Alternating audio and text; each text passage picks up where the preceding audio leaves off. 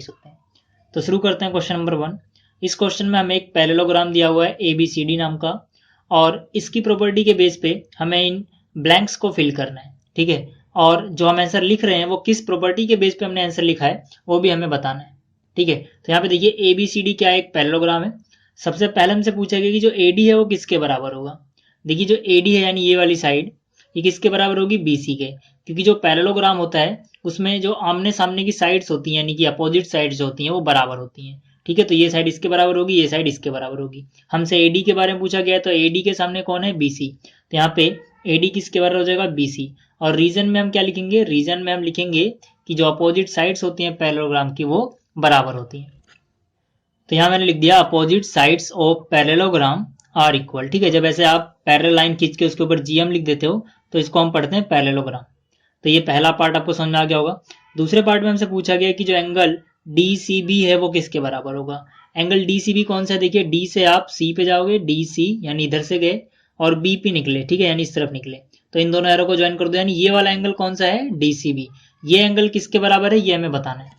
तो देखिए जो ये एंगल होगा ये इसके बराबर होगा, क्यों, क्योंकि जो पैरेललोग्राम होता है उसमें आमने सामने के एंगल जो होते हैं बराबर होते हैं। ये वाला एंगल इसके बराबर होगा, इसी तरह से ये वाला इसके बराबर होगा।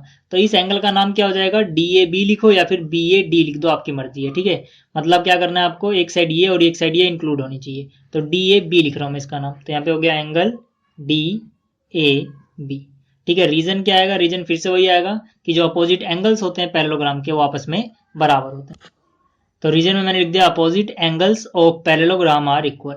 इसी तरह से थर्ड पार्ट में हमसे पूछा गया कि OC किसके बराबर होगा। देखिए OC OA पॉइंट है और CA पॉइंट है, यानी OC इतना है, तो OC किसके बराबर होगा, OA के। तो यहाँ पे OC OA के बराबर होगा। ऐसा क्यों होगा, क्योंकि देखिए जो AC है ये इसका एक डायगोनल है, और इसी तरह से जो BD है ये भी इसका एक डायगोनल है। पैरेललोग्राम के जो डायगोनल होते हैं वो एक दूसरे को बाइसेक्ट करते हैं। बाइसेक्ट का मतलब ये टुकड़ा जो OC है ये बराबर होगा OA के, और इसी तरह से ये टुकड़ा जो OD है ये वाला, ये बराबर हो जाएगा OB के। हमसे सिर्फ OC के बारे में पूछा गया, तो OC किसके बराबर होगा, OA के। तो रीजन क्या आएगा, रीजन यहाँ पे आएगा कि जो डायगोनल होते हैं पैरेललोग्राम के वो एक दूसरे को बाइसेक्ट करते हैं। तो यहाँ पे मैंने रीजन लिख दिया diagonal of parallelogram bisect each other. इसके बाद हमसे पूछा गया है measure of angle DAB plus में मेजरमेंट ऑफ एंगल CDA किसके बराबर होगा। तो यहाँ पे देखिए DAB कहाँ है, पहले DAB मतलब D से आप A पे जाओगे, ठीक है, और फिर किसकी तरफ जाओगे, B पे जाओगे। DAB यानी कि ये वाला एंगल हो गया, प्लस में CDA, ठीक है, प्लस में CDA, C से D की तरफ गए और A की तरफ निकले, यानी कि ये वाला एंगल। तो ये एंगल और ये एंगल जोड़ के कितना आएगा, 180 आएगा। ऐसा क्यों है, क्योंकि पैरेललोग्राम के कोई से भी दो अगर आप एडजेसेंट एंगल लेते हो, एडजेसेंट माने साथ साथ वाले, जैसे इसके साथ वाला ये है तो इन दोनों को जोड़ के भी 180 आएगा। अगर मैं इसके साथ में ये लूं, ये भी साथ साथ के हैं, तो इन दोनों को जोड़ के भी 180 आएगा। इसी तरह से अगर मैं इसको और इसको ले लूं मान लीजिए, तब भी साथ साथ के हैं तो 180 आएगा, यानी एडजेसेंट है। तो हमसे इन दोनों के बारे में पूछा गया है, ये दोनों भी क्या है, एडजेसेंट एंगल है, साथ साथ के हैं, तो इनको जोड़ो कितना आएगा, 180। तो आपको एक प्रॉपर्टी याद रखनी है यहाँ पे कि जो पैरेललोग्राम होता है उसके एडजेसेंट एंगल यानी साथ साथ वाले जो होते हैं उन सभी दो को जोड़ोगे आप, किसी भी दो एडजेसेंट एंगल को, तो 180 मिलेगा आपको। तो रीजन में मैंने लिख दिया adjacent angle of a parallelogram have sum as 180 degree, मतलब जो एडजेसेंट एंगल होते हैं पैरेललोग्राम के उनका सम 180 डिग्री होता है। ठीक है, तो ये था इसका पहला क्वेश्चन। अब देखते हैं दूसरा क्वेश्चन क्या है। अब देखिए जो क्वेश्चन नंबर 2 है इसमें हमें XYZ की वैल्यू फाइंड आउट करनी है। अगर जो फिगर हमें दी हुई है वो एक पैरेललोग्राम है, तो इसके टोटल 5 पार्ट हैं। मैंने अभी 2 पार्ट कॉपी किए हैं। इसको करने के बाद इसी वीडियो में हम अभी 3 पार्ट भी देखेंगे। ठीक है, इसके अलावा एक और बात बोल दूं आपको कि अगर आपको लगता है कि इस वीडियो से आपका कुछ भी फायदा हुआ है, आपको थोड़ा बहुत भी सीखने को मिला है, तो इसको लाइक कर देना। इससे होता है क्या है कि मुझ में कॉन्फिडेंस आता है नई वीडियोस बनाने का, क्योंकि जब लाइक्स नहीं आते तो वीडियो बनाने में मजा भी नहीं आता है। ठीक है, तो यहाँ पर देखिए जो इसका पहला पार्ट है इसमें हमें ABCD नाम का एक पैरेललोग्राम दिया हुआ है, जिसमें ये एंगल है Z, ये एंगल है 100 डिग्री का, ये X है इसका मेजरमेंट और इसका Y है।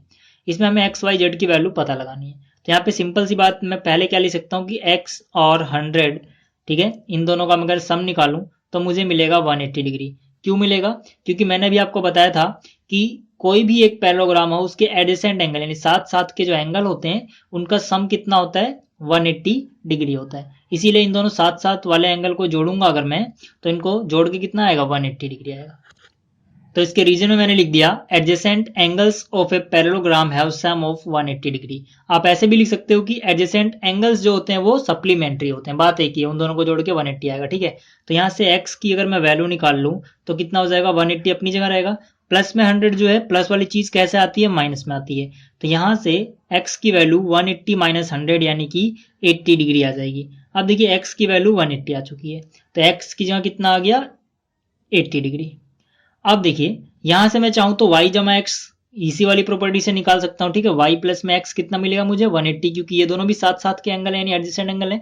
लेकिन इतना लंबा करने की जरूरत नहीं है, क्योंकि जो पैरेललोग्राम होता है उसमें अपोजिट एंगल भी बराबर होते हैं, तो वो तरीका आप लगाएं तो ज्यादा आसान पड़ेगा y को निकालने के लिए। बाकी आप इन दोनों से भी y निकाल सकते हो, लेकिन मैं सीधा सीधा बोल सकता हूं कि जो y होगा, ठीक है, या फिर ऐसे बोल दो कि जो एंगल d होगा, एंगल d वो बराबर हो जाएगा एंगल b के। क्यों, क्योंकि अपोजिट एंगल जो होते हैं पैरेललोग्राम के वो बराबर होते हैं। तो रीजन में मैंने लिख दिया opposite angles of parallelogram are equal. ठीक है, तो एंगल डी की वैल्यू क्या है, y, और एंगल बी की वैल्यू क्या है, 100।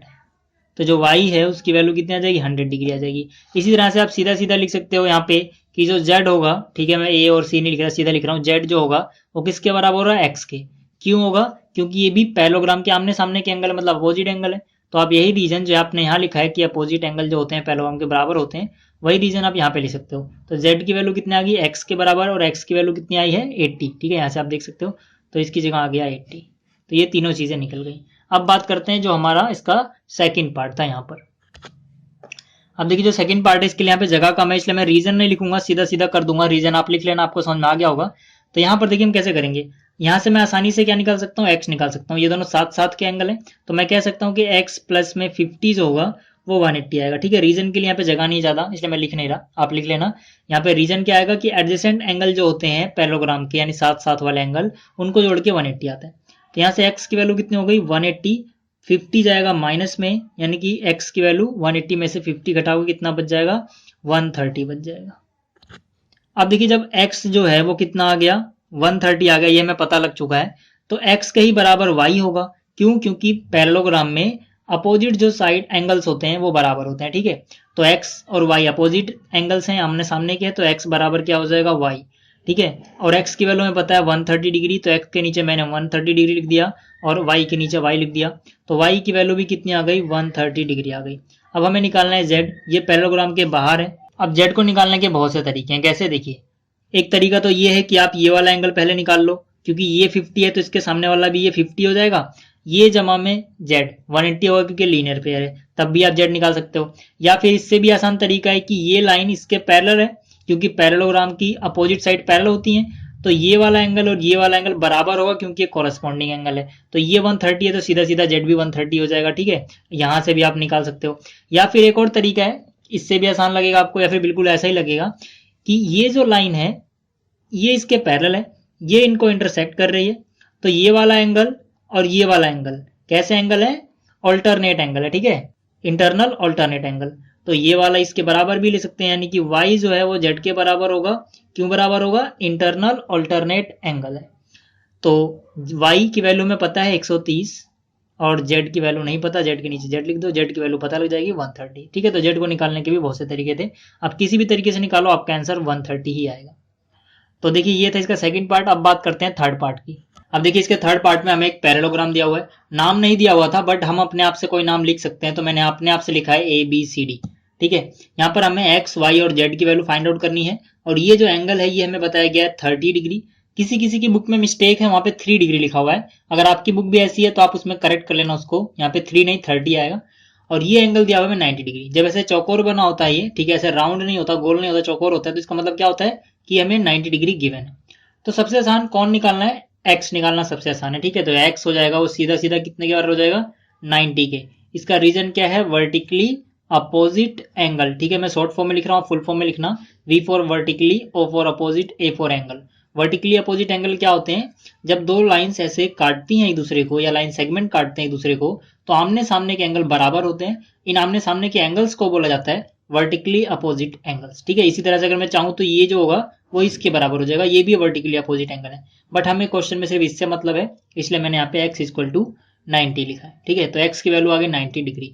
अब देखिए x हमें पता लग चुका है कि भाई 90 डिग्री है, y पता लगाना है, ठीक है। तो y कैसे पता लगाएंगे, आप इस ट्रायंगल में देखो, ठीक है, इस पॉइंट का नाम मैं अगर o लिख देता हूं, ठीक है, तो आप ट्रायंगल BOC में देखो, ठीक है, इन ट्रायंगल BOC में y plus x plus 30 degree, ये 3 एंगल है इस ट्रायंगल के, ठीक है। इन तीनों को जोड़ के 180 आएगा, कितना जाएगा 180। रीजन क्या लिखोगे, angle sum property of a triangle, triangle के तीनों एंगल्स का जो सम होता है वो 180 डिग्री होता है। तो मैंने लिख दिया angle sum property of a triangle, ठीक है। तो यहां से हमें किस किस की वैल्यू पता है, हमें x की वैल्यू पता है, ठीक है, y की नहीं पता, तो y के नीचे y लिखेंगे। x की हमें पता है 90, तो x की जगह 90 आ जाएगा, प्लस में ये आ गया 30 इज इक्वल टू 180, ठीक है। तो अब ये दोनों आपस में ऐड हो सकते हैं, तो y प्लस 9 3 12 हुआ, यानी 90 प्लस 30 120 आएगा, बराबर में 180।